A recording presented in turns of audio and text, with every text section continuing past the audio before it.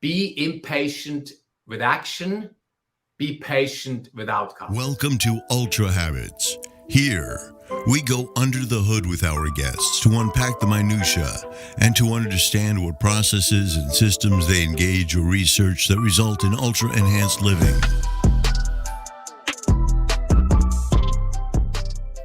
Urs, welcome to Ultrahabits, man. We have connected for some time on email.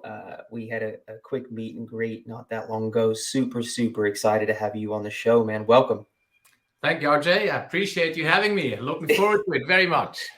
Yeah, I came across you somewhere on LinkedIn, and what caught my attention, obviously, is the endurance, ultra running, and all that history of yours, but this kind of really mixed bag in terms of your background. I saw that you went to the Australian Graduate School of Management to do your MBA.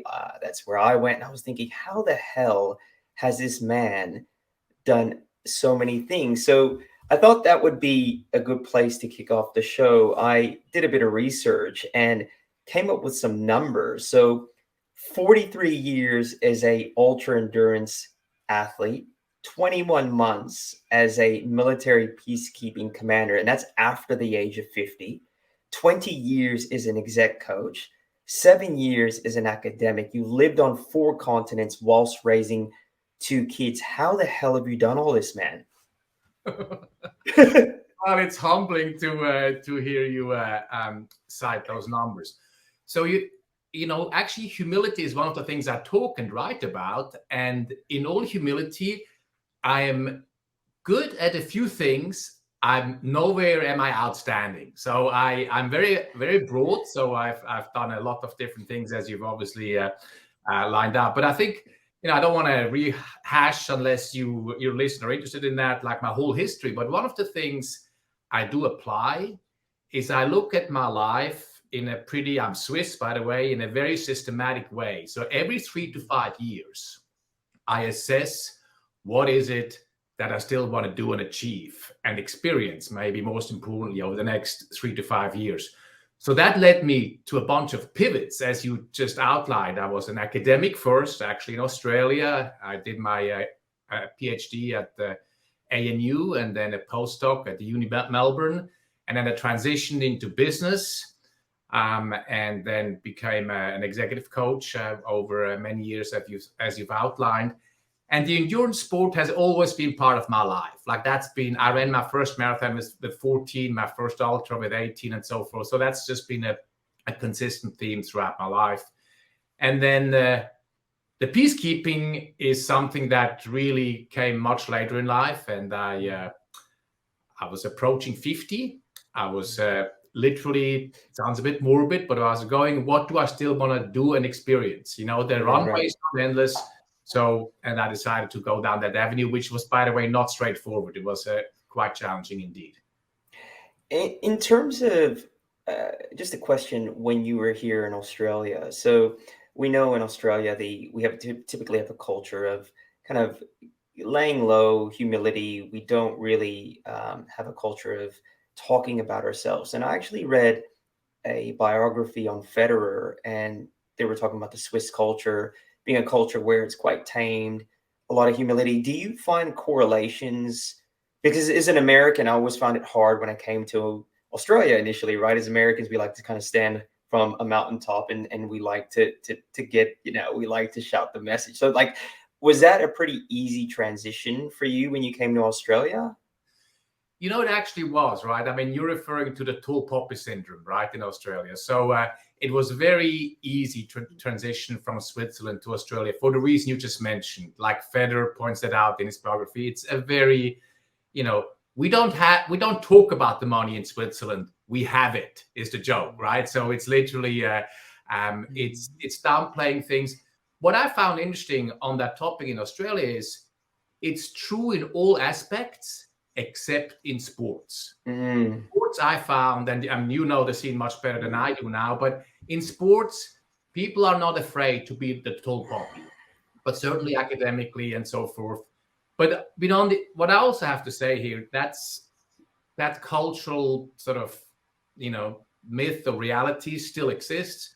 But when you run your own business, like when you do your own thing, like you do, like we have to, promote ourselves. We have to be out there. And the Australians have, shifted that way over the last 20 years as well. In terms of your transition from like skiing and ultra marathons, academics, and executive coaching, like what has been the thread that's tied it all together? Like what is the correlating factors that you've been able to take into each space and leverage? Right. So that's a really great question. I have to tell you, and I'll be very honest with you here. After I did my MBA at the HSM, I went into management consulting, like a lot of people do, chasing the money, and I hated it. It was a terrible decision. I did it for all the wrong reasons.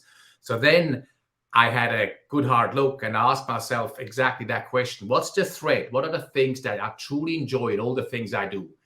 And it's been, and it continues to be, helping others to achieve their goals. Sounds a bit cheesy, but it's true. It was true as an academic, postgrad students.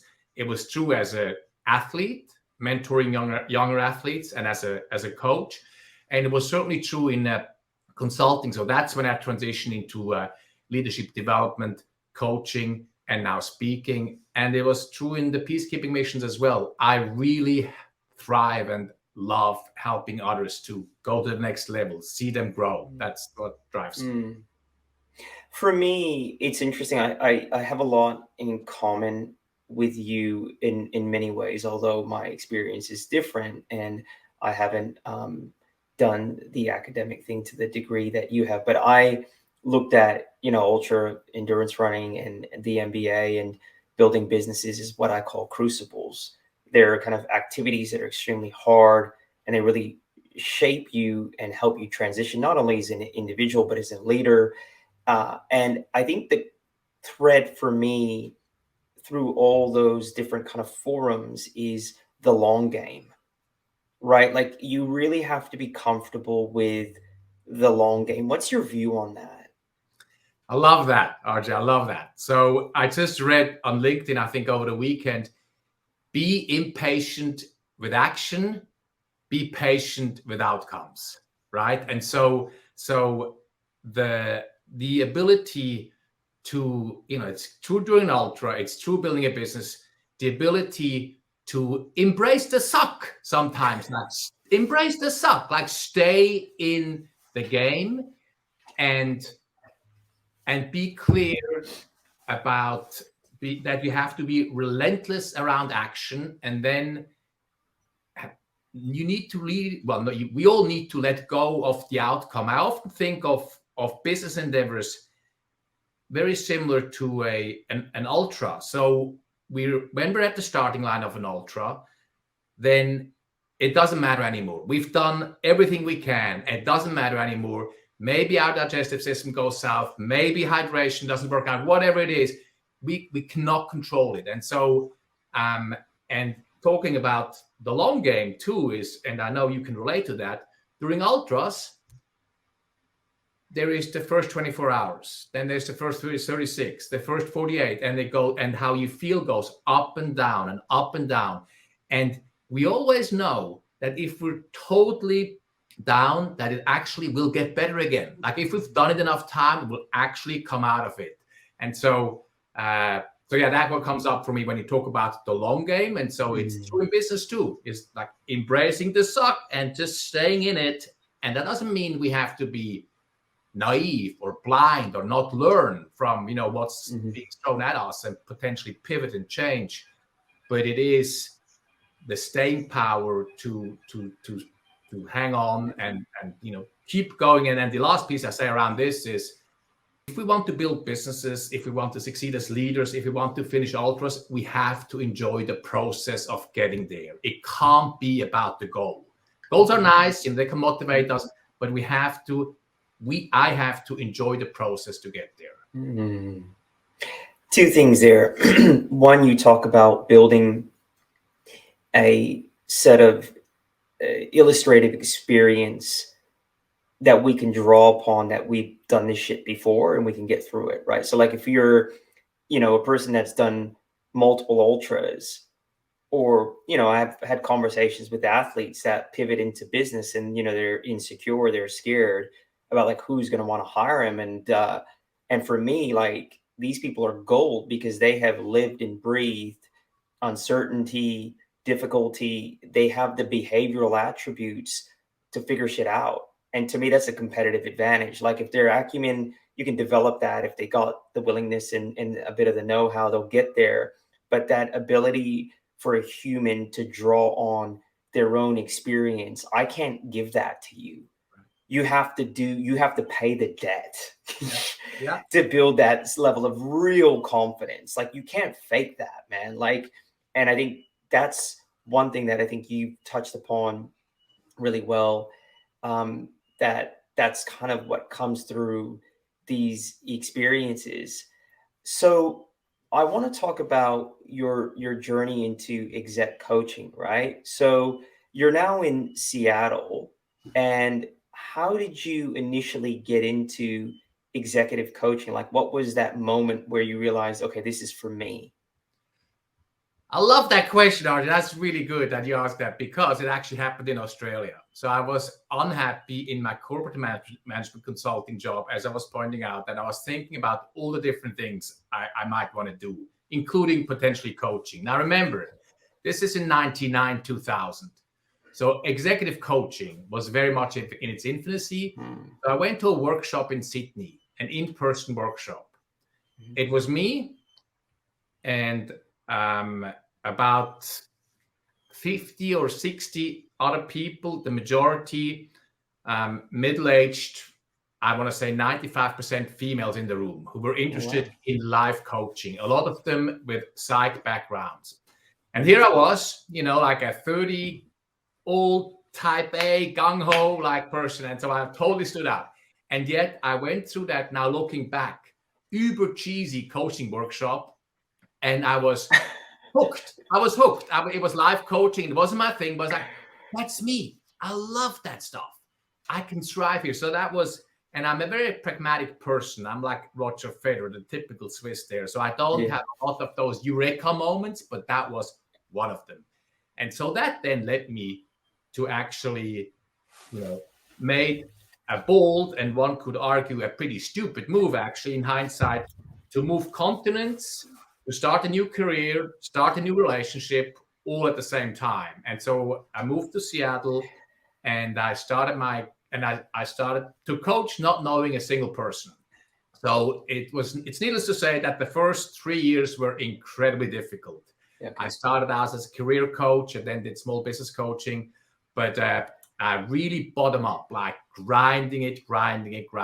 So there was no magic there. It was tough. And how did you then go about, and we're going to unpack this, but how did you go about developing a framework? Like, did you just bump your head on a lot of shit and figure it out as you move? Like, what's the reality? Like, give us the reality on what it's truly like for exec coaches, right? I see I can use the S word here. So that's nice to hear. Yeah, so, good. Look, so, and I'm going to take a bit of time to answer that actually, because what was true back then is not true now anymore. Back then, I had 2 masters and a PhD, and I said, I'm not going to go get yet another like coaching degree. And there weren't a lot of coaching degrees back then anyway. I'm just going to start doing it, and I'm going to learn as I go and take, courses and classes and certifications along the way. And so literally I had no framework. Mm-hmm. I mean, I understood what coaching was, what it wasn't, that it's not therapy, it's not consulting, not mentoring. I learned all these different things. I read a lot, but I was very much self-taught the first 2 years. And then as we grow our businesses, people always tell us, focus early on, know your niche. Well, I don't know my niche, and it evolves over time, right? And so it did for me, and I transitioned into over the next 5 to 7 years into solo executive coaching. And so that's then when I started to, in earnest, take executive coaching classes. Marshall Goldsmith was an important teacher for me. Frank Wagner, I did stuff with Adam Grant, different people around the place. And then finally did get my ICF's coaching certification. But early on, it was just doing it and getting and practicing and getting better and learning along the way. So that's how that happened. And so you're focused on individuals or teams or both?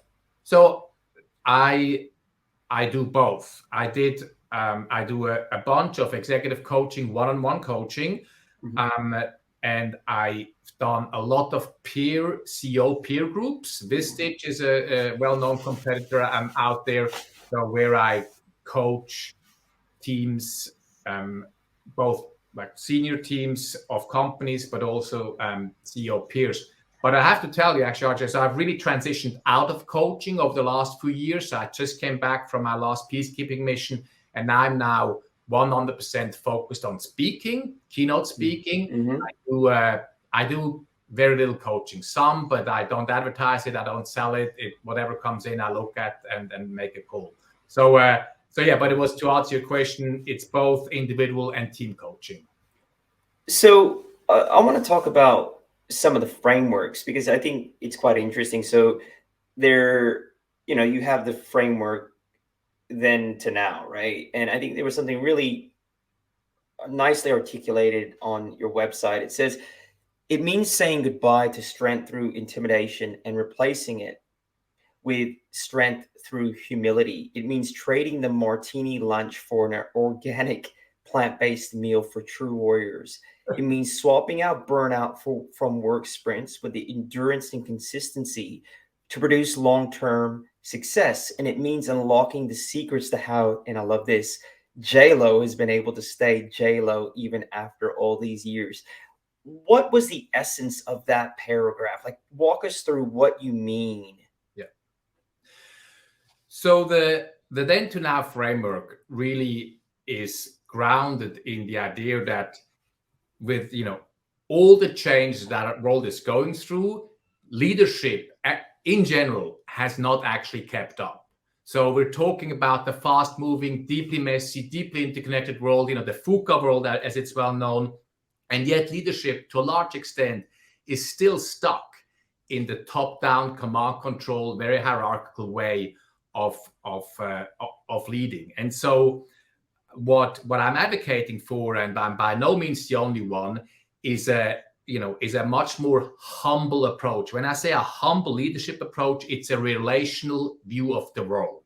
So the way to think about this is that we tackle the increased interconnectedness, the faster moving relationships out there in the world with deeper and more meaningful relationships, both with ourselves, number one as a leader, with our team members, number two, and with the organization at large, number three.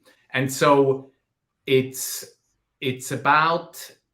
not about being soft, but it's about developing those also well-known social skills like empathy, like listening, like empowering, and being a more humble leader. So that's the then to now framework is grounded in this notion that what worked back then does not work now and into the future.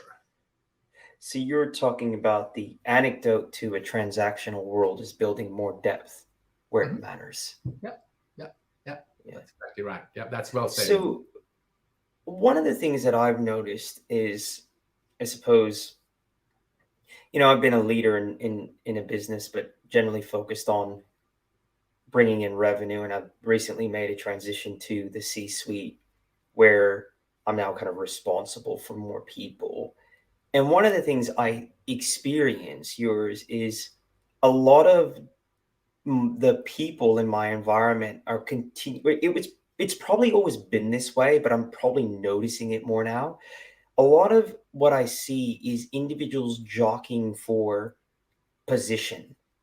And I'm thinking there's a lot of wasted energy on people with their own fears and insecurities and thinking they need to jockey to kind of gain favor position. And I'm just watching the organization and thinking, wow, there's a lot of complexity in human interaction. And how the hell do I set everyone's mind at ease to get everyone understanding that they're key, they're important, and building an interconnected team where we're focused on the result and not about managing optics or people managing? Like, how do you, and I know it's a big question, but like as a leader, like how do you start to shift that environment from one where people are concerned about, I guess it's a psychological safety piece. I don't know. Well, I think that's part of it. And obviously, I know nothing about the Yeah. culture in your organization, but two things come to mind here. And the second one you just mentioned.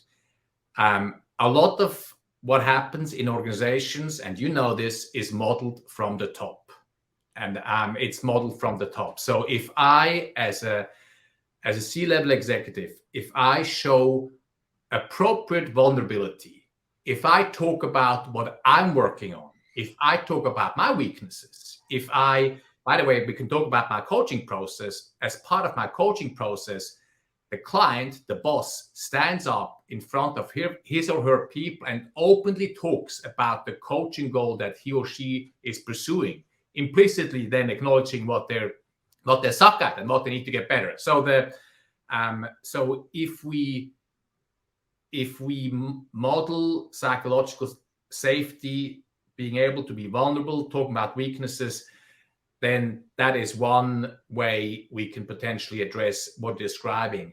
The second piece that comes to mind is that it is our responsibility as leaders to, I call turn our teams into leadership factories, meaning, it is my goal with my team to produce the next generation of leaders. And what that means is that I intimately know what each of their career paths look like. So and they know that I know. So what that does is it does a lot of different things, but it does including giving people peace of mind that the boss actually knows, what I'm capable of and what my next step could be or would be. And so by having these regular career path meetings with our employees, we can hopefully prevent some of that needless jockeying for position you're describing about. I don't know, does that make sense? Or Yeah, it does. So one of the things you talk about is radical transparency. Yeah. How does that tie into what you're talking about now? Well, so radical transparency ties into the first piece I talked about. We don't need to bury our soul open as leaders, but and I'm a strong believer in that, and all the research shows that we need to, with radical transparency, share. And if the pandemic, by the way, has taught us anything, it's how powerful it is as leaders when they see we have kids at home too, and the dog is running around, and we have all these different things we need to manage. Like the days, and I know there's plenty of leaders still out there, the days of the macho leader knows it all, has it all figured out, are over. And so radical transparency around my own challenges. I have a personal life too, whatever. So that's number one. Number two, around radical transparency is, if we truly want our team members to be empowered to make fast, smart decisions at the front lines, they need to know more. They need to know more about our intentions as leaders, our goal. And the only way they'll know more is if we share more.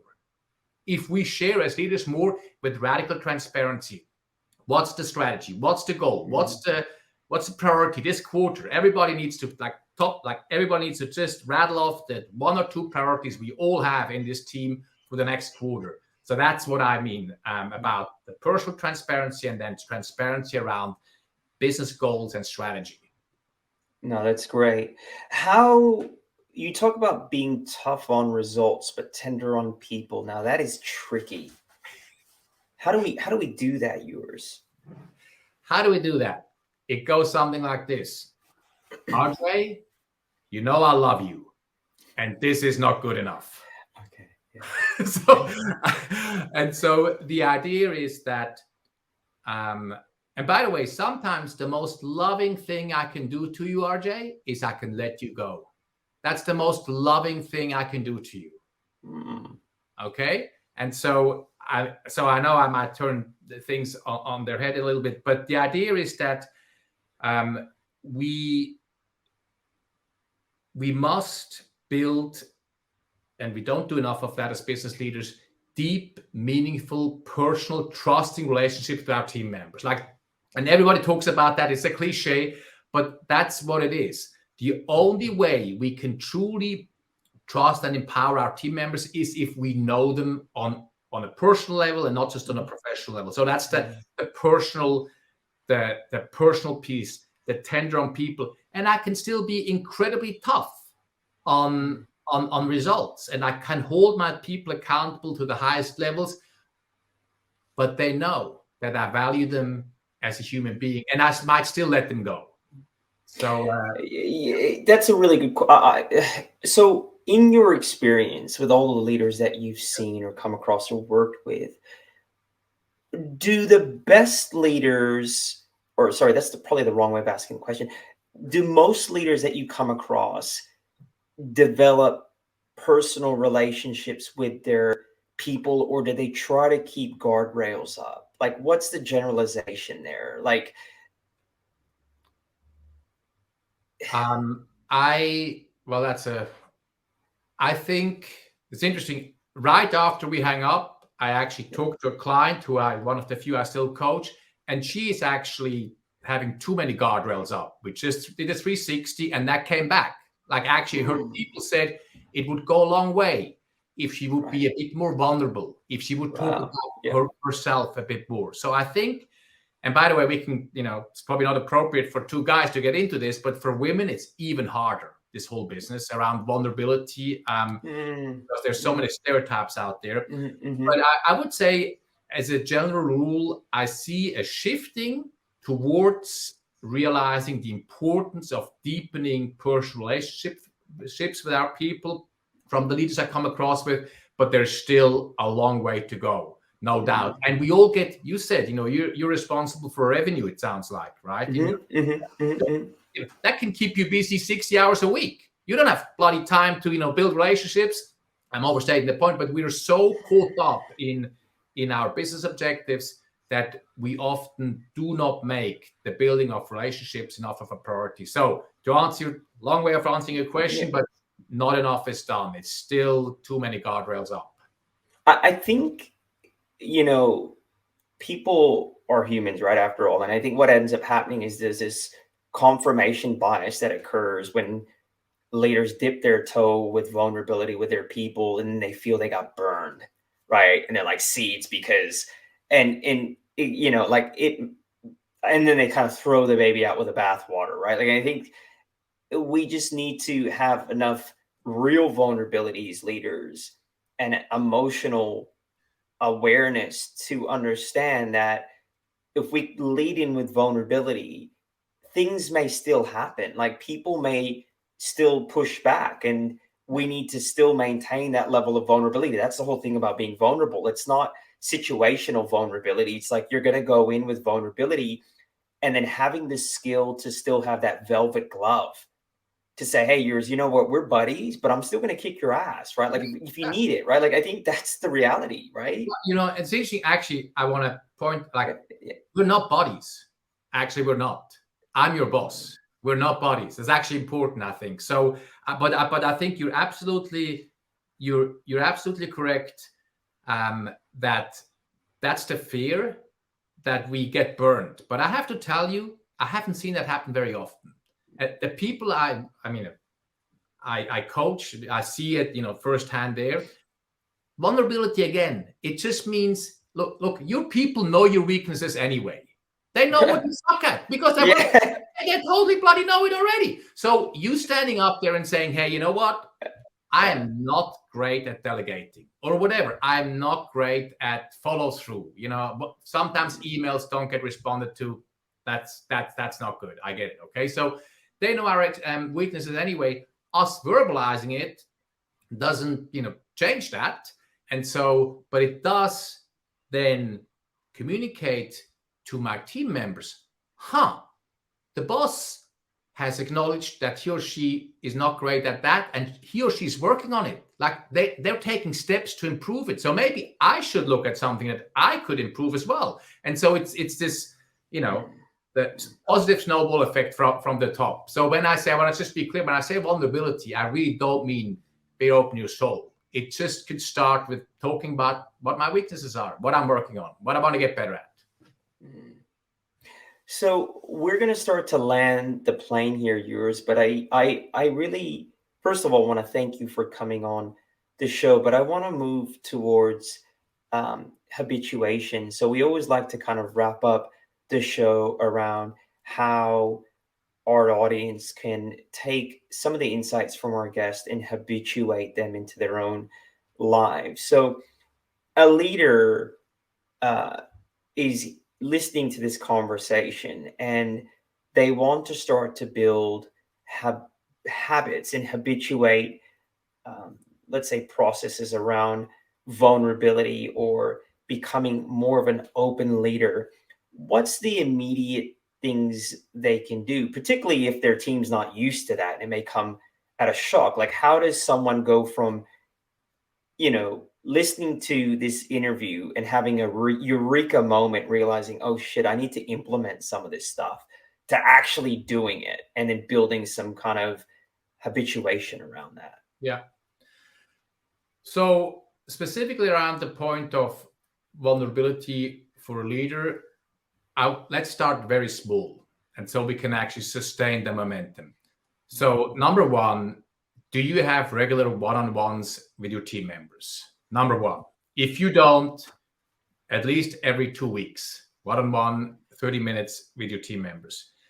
Then during that one-on-one, do exactly what I just talked about. Share, not in front of the whole team, because could be scary. Share with each member individually, hey, I'm working on getting better at delegating. And I know that's not something I'm great at. And I want you to give me some feedback in 2 weeks when we meet again around how I've been doing. Simply do that. Yeah.